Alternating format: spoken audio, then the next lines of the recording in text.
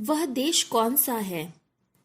राम नरेश त्रिपाठी जी की इस कविता में भारत देश की विशेषताओं को प्रस्तुत किया गया है।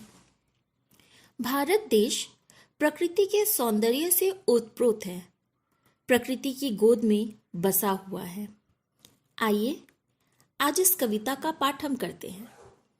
नमस्कार, मैं मिस कनकलता झा आज आप लोगों के लिए वह देश कौन सा है कविता और उसके प्रश्नोत्तर लेकर उपस्थित हुई हूँ।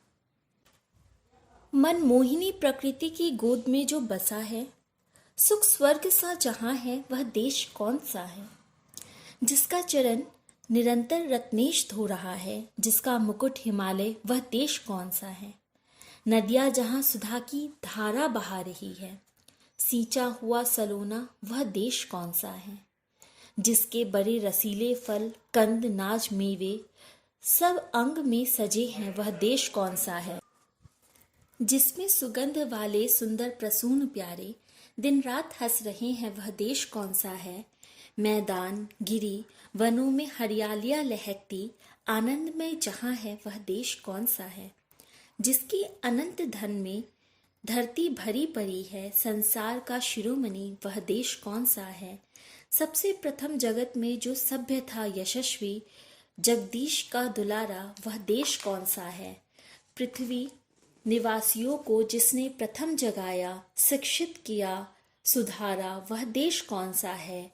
36 कोटि भाई सेवक सपूत जिसके, भारत सिवाय दूजा, वह देश कौन सा है? भारत सिवाय दूजा, वह देश कौन सा है? इसके हम कुछ शब्दार्थ देखेंगे। मोहिनी, मन को मोह लेने वाली।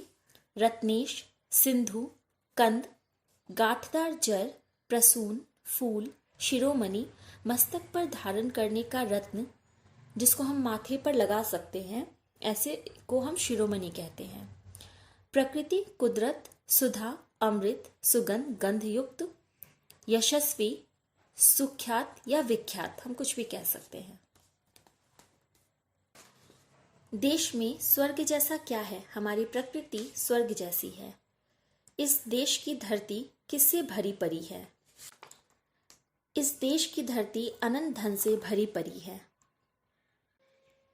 कविता के आधार पर बताइए कि दिन रात कौन हंस रहे हैं?